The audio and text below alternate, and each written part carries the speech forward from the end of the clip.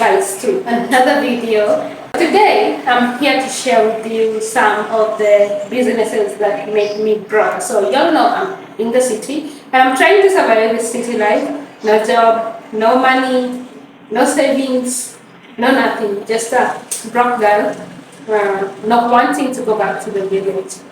I've been looking into some businesses I could start. I was thinking of doing freelancing, but I don't have a laptop.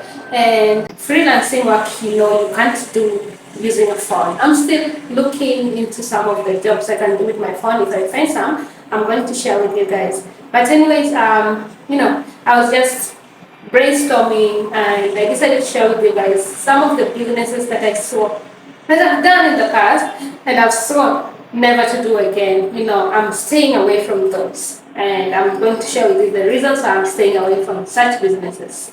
For starters, in 2020, I lost my job, my only source of income. I was trying to look for some businesses I could do with the money that I had saved from working. So I had the money, so I was looking at something that could bring me the income. So I'm a good cook. If y'all know me personally, y'all know I'm a great cook. I'm not bragging, I'm just saying. So I decided to venture into this food delivery business. So basically what I was doing was cooking some breakfast.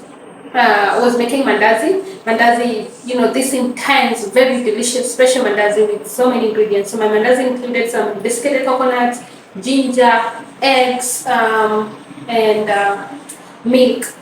And I thought I could bring out this special mandazi and actually, warm the heart of people. So for chapati, I was using this beef broth. And I was also cooking samosa. So I would put them all in one plate and deliver it to offices. There's this demand on escort, so breakfast escort. So I thought I could take that advantage. And I used to stay in Kitengela. So Kitengela was this busy town. It has everything in it. It's like a slowly growing town. So I thought I could use Kitengela and, boost my business.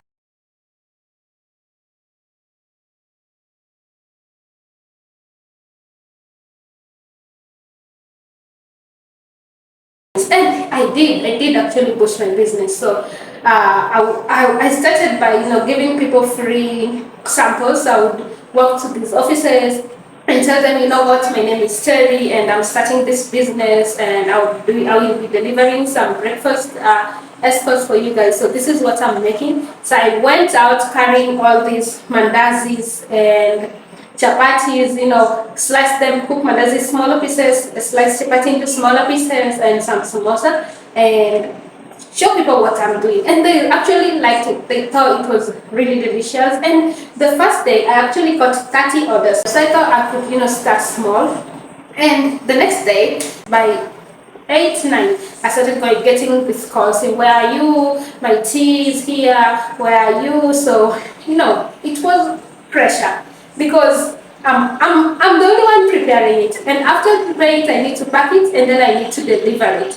So imagine delivering it by yourself and then coming back and picking other ones, then going to this other location, delivering that there, then coming back, going to this other location. So it was a struggle, and I lived in 5th floor. So I would climb the stairs 10 times in a day. But here's the thing. When I was checking my finances, I would set aside some for buying those ingredients that I need to cook. But then the money that remained was like super small. So for the first time, I would complement with my savings. So I take my savings and say, you know what, I'm just going to keep doing it until I get the profit. So the next day I did the same thing, but the money that I was getting here was not enough. After I buy the ingredients for cooking mandazi, there would be nothing that would remain, like nothing substantial.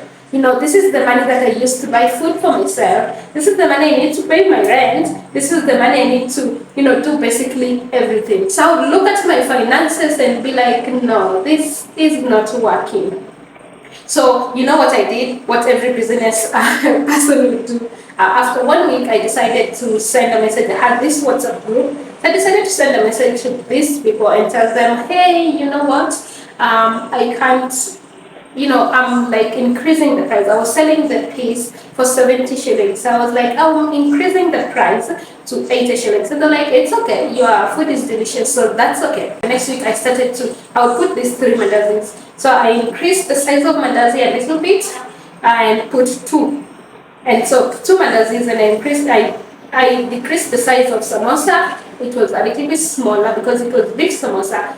And I like started making the chapatis a little bit smaller too. So I decreased the proportion and increased the price. And I thought, you know what, after doing this now, I'll get something substantial from 80 shillings, from 70 shillings to 80 shillings, that 10 bob, 10 shillings. If I sell, let's say 50 pieces, then I have 500 shillings for profit just from increasing the price. And this will work. But after 1 week, when I was checking my finances, I was actually broke.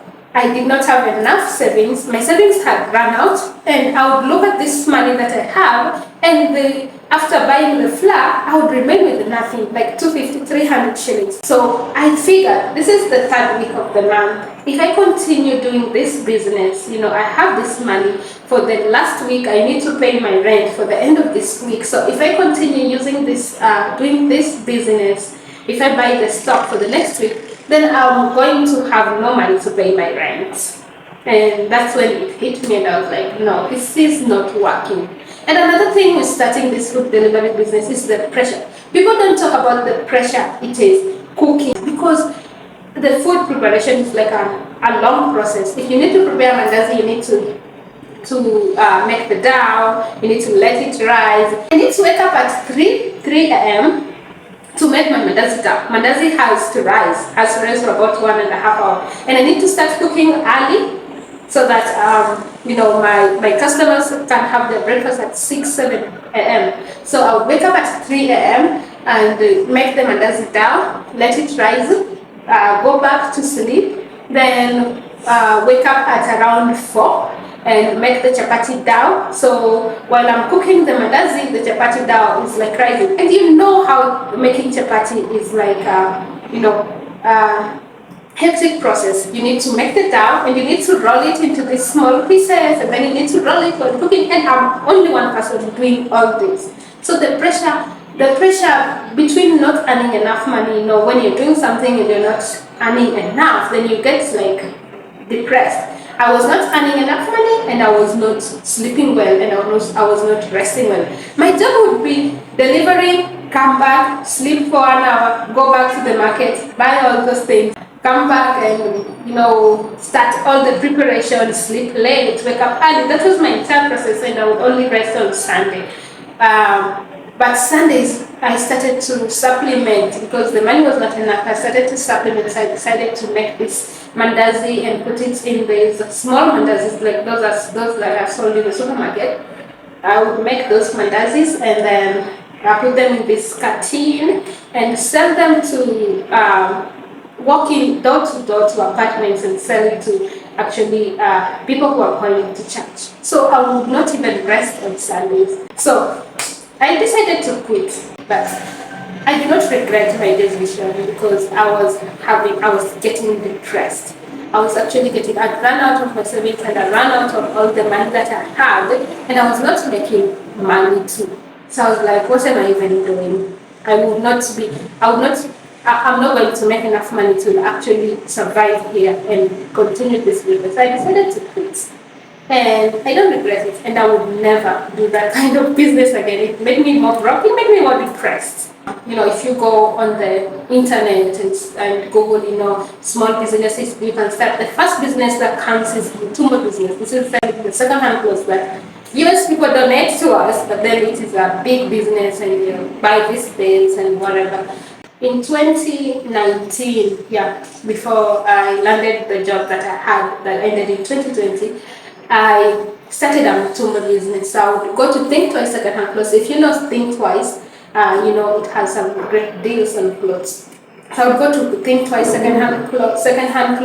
I would go to Vikomba, and I would go to town. Sometimes I would stumble across some clothes. This is one of the clothes that I used to sell.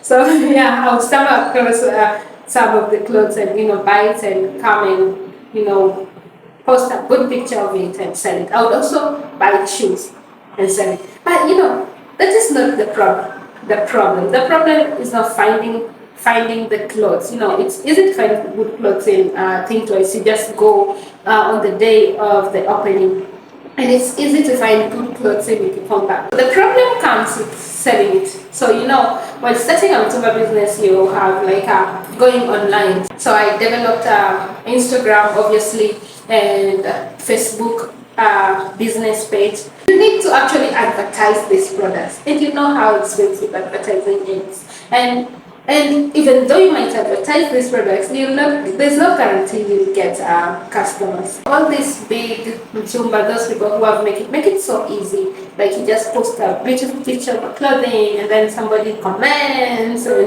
boom, somebody buys your clothes. It's not always like that. It's so difficult to get a first customer. My first customer was actually my friend, and we were staying together. So yeah, she saw me stranded, always posting these pictures on my WhatsApp. Nobody's buying, and she actually decided, let me test the shoes if they can fit me.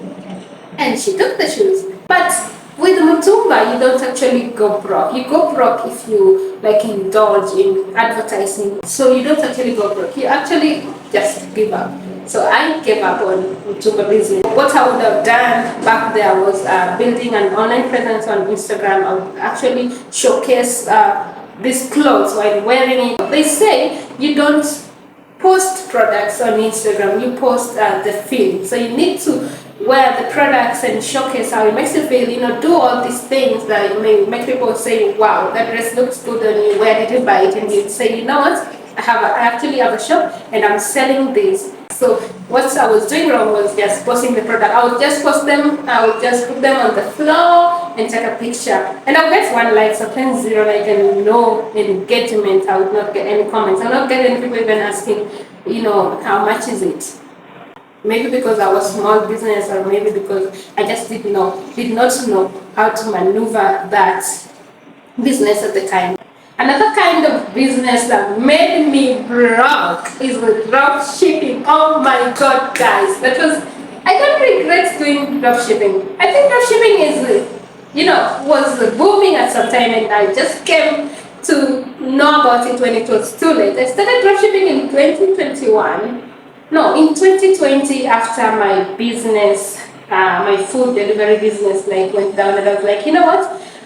Maybe I should start dropshipping. And TikTok will mislead you. I was watching all these videos where they were saying, oh, you know what? This is how you start dropshipping with $0, dropshipping with $0. And the thing about dropshipping is that it works well in the US and UK. Yeah, mostly. It doesn't work well in Kenya, and that is the mistake I made. So I would search through TikTok and YouTube and websites all day looking for products to sell, and I would just take the product and make a very beautiful website. So I would make this website and then start posting on TikTok, taking all these videos from people who are using that product, that specific product, and posting it on TikTok. And that did not go well, so I decided, you know what, maybe I should put in some money and actually advertise this. So I made a Facebook business page, and I started advertising the product, advertising it with the money. So I would spend at least 3,000 Kenya shillings, that is $30 every week, advertising these products. And after 1 week, I would get 200 people on my website and 0 interest. And the people on YouTube will tell you they are making this overnight, and they are making this overnight, and the money that you're getting, the money that you're going to get, if you see the amount of thousands of dollars that you're going to get, you feel like, I'm not going to give up. So I put in another 3,000 Kenya shillings. Remember, I'm broke. My business has failed and I don't have a job. So I put in another 3,000 Kenya shillings into my Facebook business, and still profile visits. I get the site visits, but I don't get the customers. And it was very frustrating, because by the time I decided, this is not working, I had run completely broke. To be honest, that is the sole thing that made me move back to the grid, because I was flat broke. And yeah, so those are the 3 kind of businesses that I would not start in 2024. We are going into 2024. We need to like go back to the drawing board and see what works and what doesn't work. Yeah. Thank you for watching and see you in our next video. Bye.